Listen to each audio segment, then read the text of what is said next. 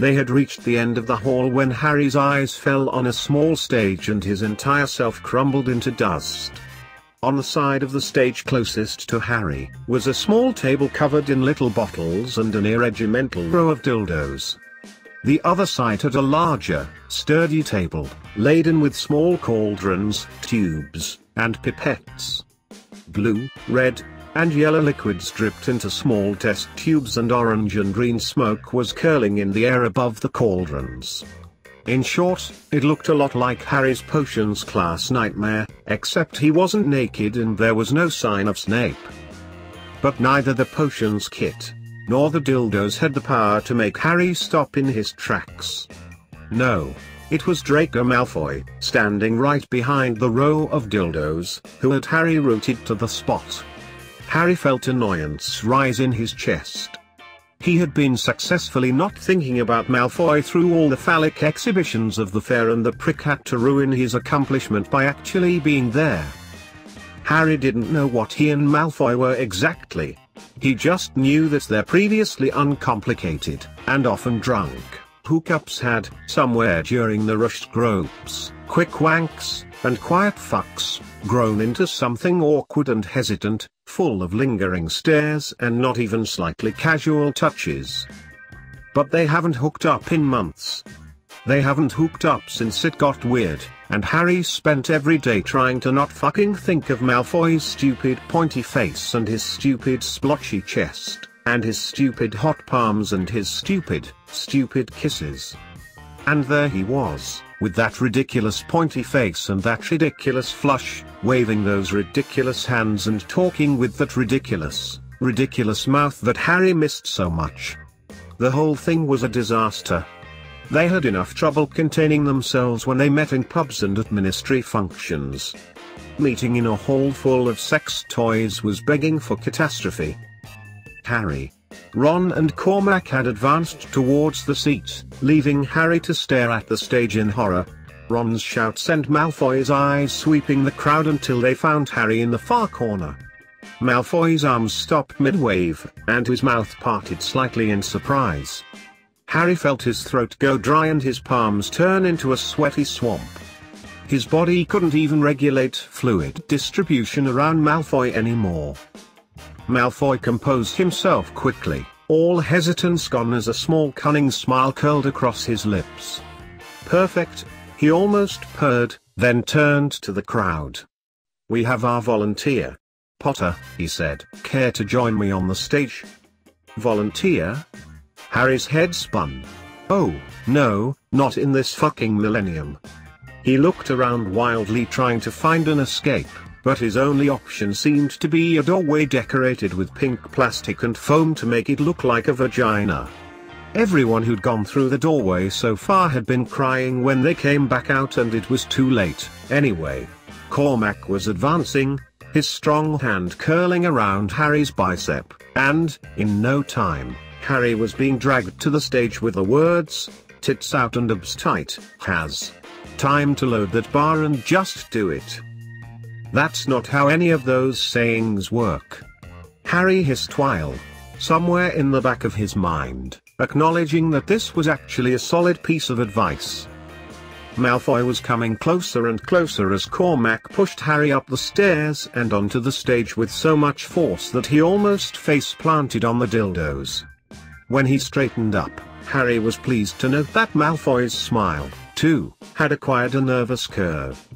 "Potter," said Malfoy, his voice much softer than when he had called Harry's name earlier. "Hi," Harry replied, sounding a bit breathless to his own ears. Malfoy's smile twitched before he turned back to the crowd. There weren't many people watching, but most of them had stopped after they'd seen Harry climb on stage. "So, now that we have the boy who lived supporting our cause, we can play a little game." Malfoy's eyes flicked to Harry's when Harry muttered "not supporting," under his breath. Smirking, Malfoy continued speaking to the audience. "As you can see, I have some phallic object. Fucking trust Malfoy to not call a dildo a fucking dildo, and a number of unlabeled bottles of artificial lubrication. As you know, I am a potions master specializing in flavor making, testing, and tasting, and these are all my concoctions." Harry frowned.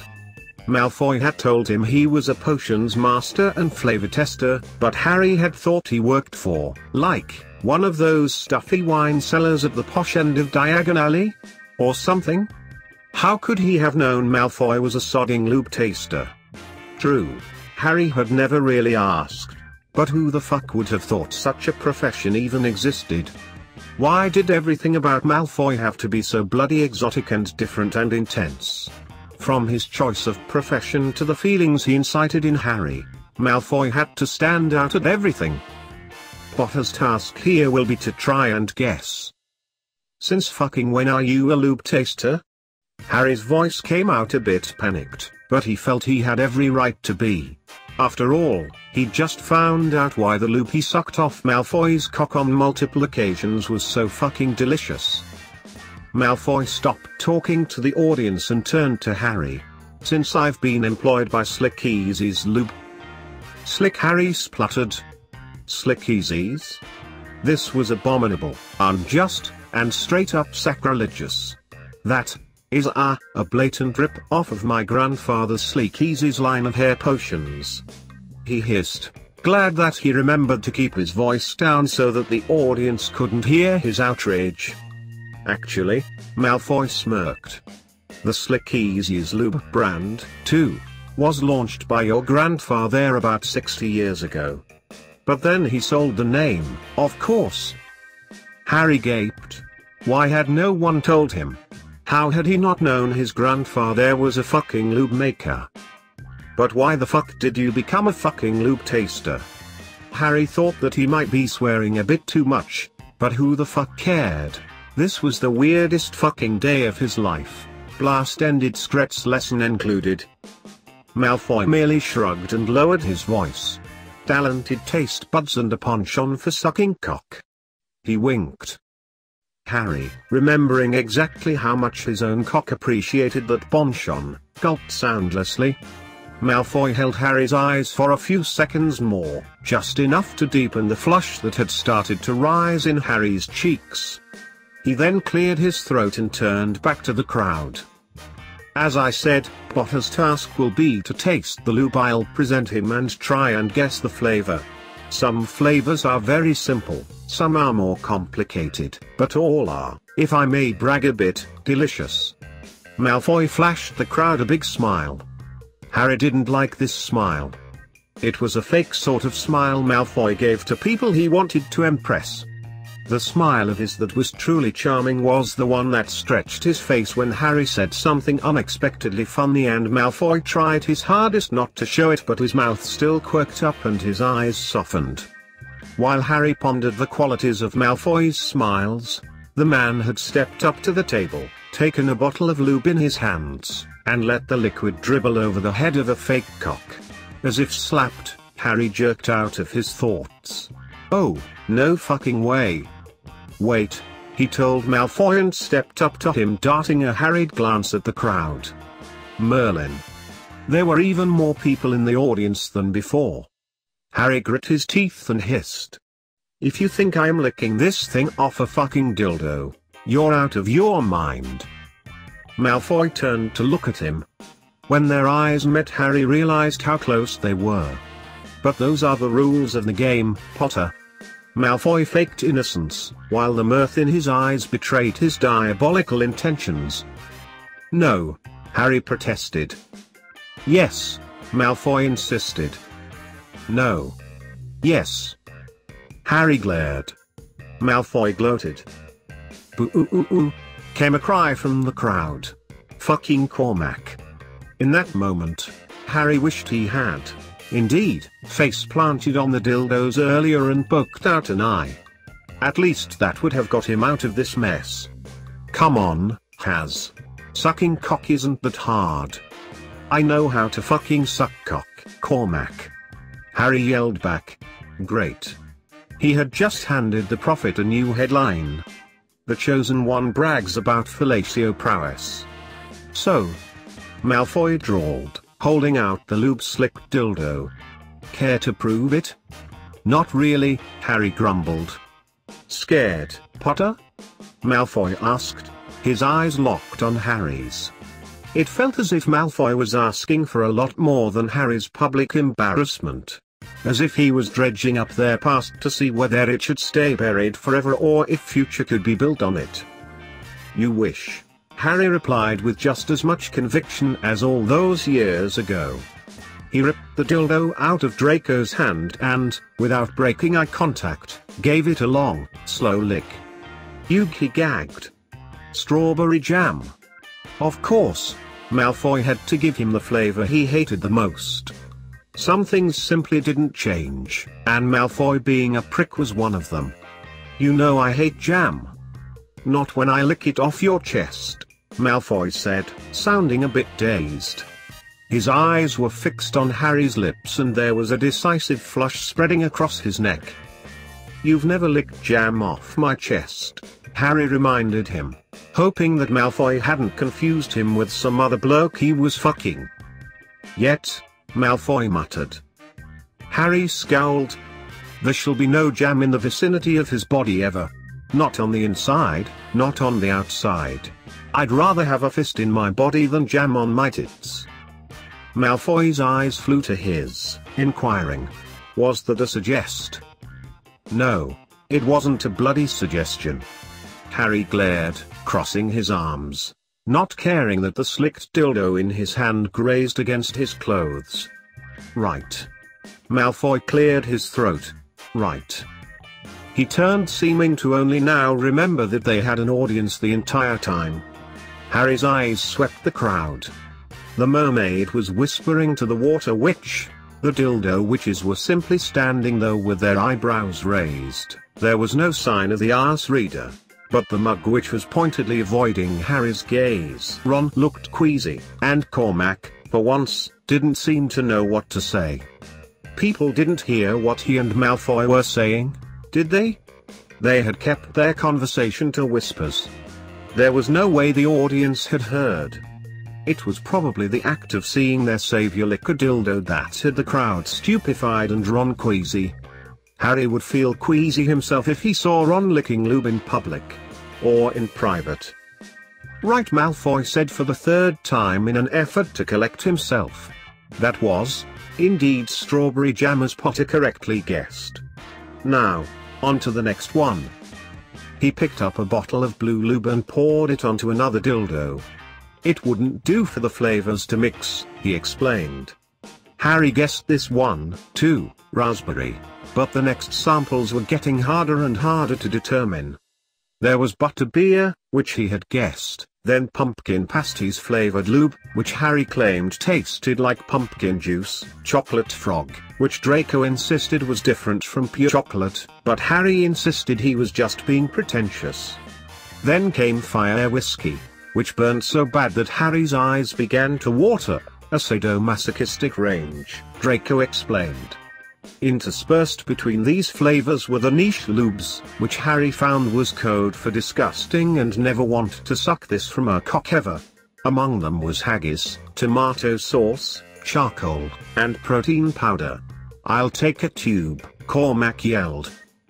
As Harry failed to identify the flavors or, alternatively, as he gagged over the terrible ones, Malfoy was getting more and more flustered.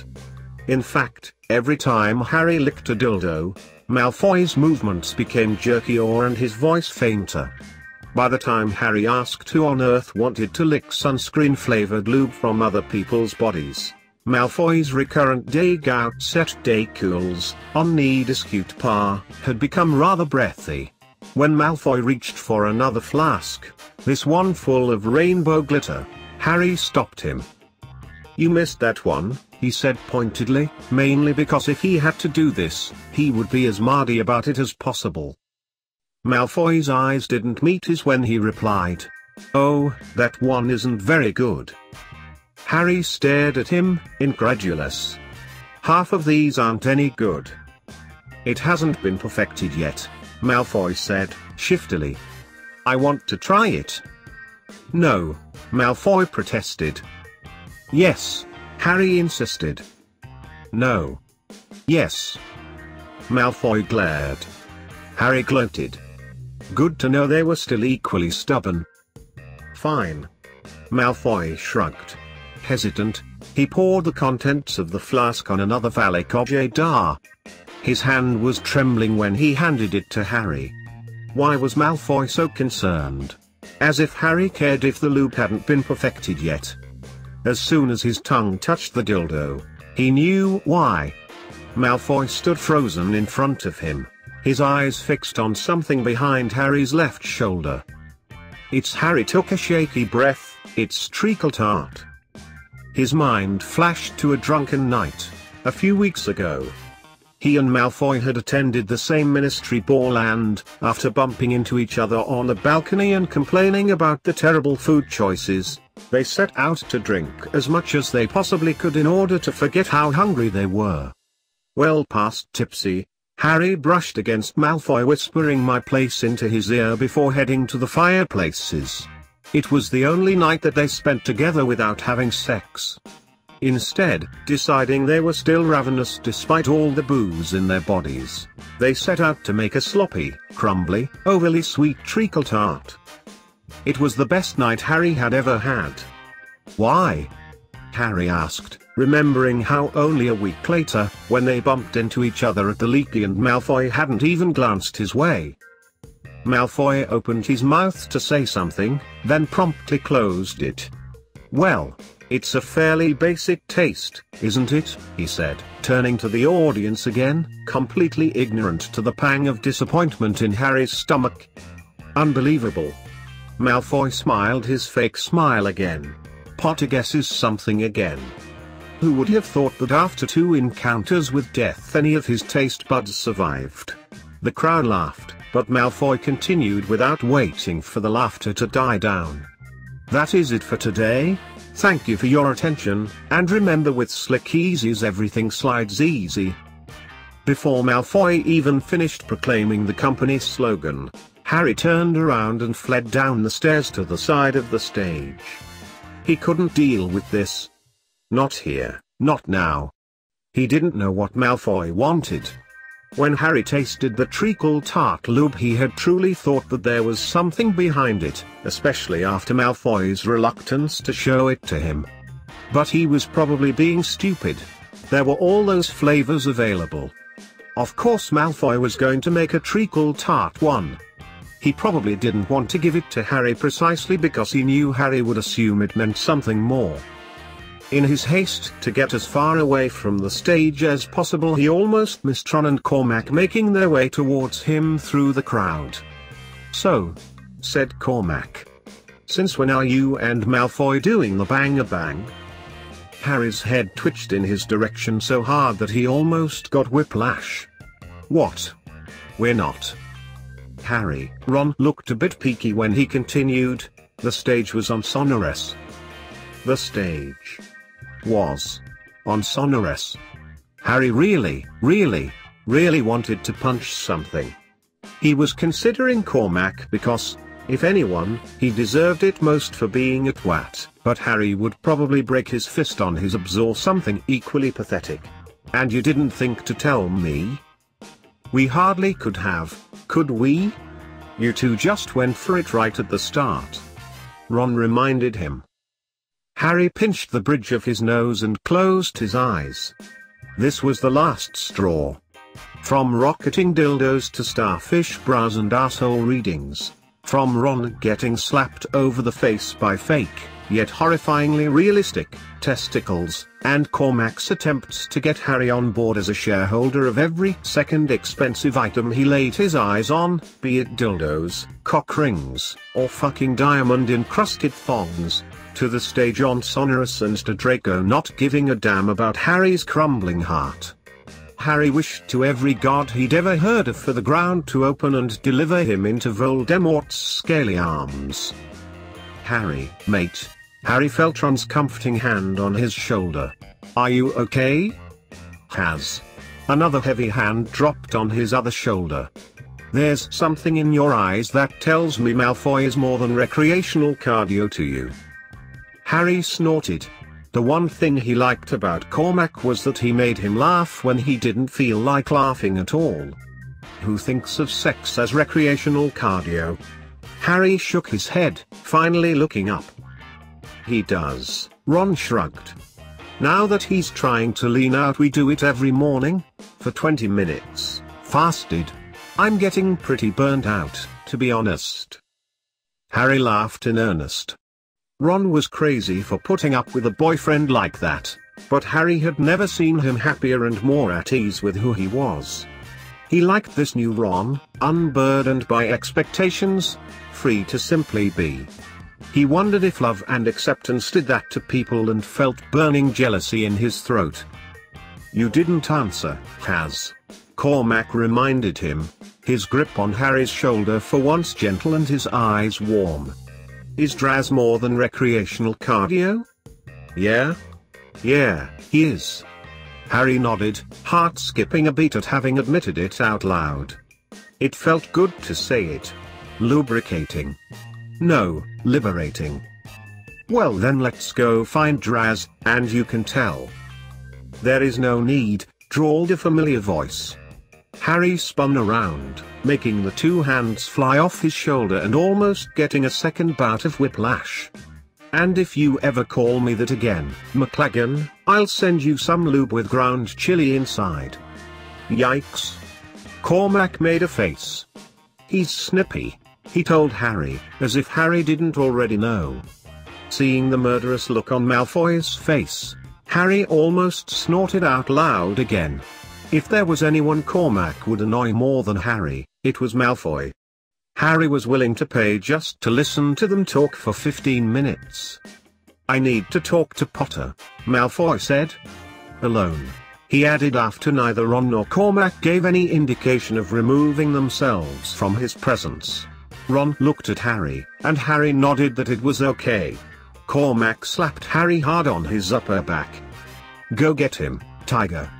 He slapped Harry on the ass for good measure and then started retreating backwards, his eyes still on Malfoy. He made an "I'm watching you" gesture with his fingers that he learnt from some film. A muscle in Malfoy's jaw twitched. Whether from annoyance or from amusement, Harry couldn't tell. Tiger. Malfoy's voice was tight, as if he himself wasn't sure whether he found it funny or irritating. Merlin, he's even worse than I remember. Then, as if finally deciding that Cormac was more comical than anything else, Malfoy laughed. It was a short, quiet laugh, but it still made Harry smile. So? Yeah, Harry said helpfully, shoving his hands in the pockets of his torn jeans. Malfoy took a deep breath, before barging on. The treacle tart flavor ... His eyes shifted away from Harry's face to a dildo-shaped indent on the floor. I made it because of you. For you. I meant to bring it to you. For weeks now. But I just ... couldn't. I was scared.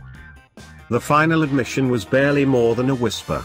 It was loud between them, though, echoing their shared thoughts. Scared of how much I liked you, scared of being rejected, scared of feeling, scared of caring. I thought after that night. Harry trailed off. I thought you'd want to. I did. Malfoy still wasn't looking at him, but the set of his shoulders was determined. I do. I want to. Spend time with you. Not just for sex. I just. Malfoy finally looked at Harry. He shrugged, a laugh escaping him. When I woke up, hungover, with crumbs and golden syrup on my favorite shirt, and realized I didn't even mind because I was with you, I knew I was fucked. Harry felt a smile stretch across his face as the knots in his stomach he hadn't even realized had been there, for weeks probably, started to untangle. I realized that night, too. He stepped closer to Malfoy, not close enough to touch, but close enough for the bubble of intimacy to envelop them. I was scared too, I still am. We're a disaster. Much worse than Ron and Cormac. Much worse, Malfoy agreed. But that doesn't change the fact that I want to make at least 273 bad treacle tarts with you. Just 273? Per year? Don't be ridiculous, Potter, no one likes treacle tart that much. Harry laughed, and reached out to take Malfoy's hand in his. It was a simple gesture, but somehow clutching the pale hand in his clammy palm, feeling Malfoy's pulse under his fingers was enough. It was enough because now he had time to love.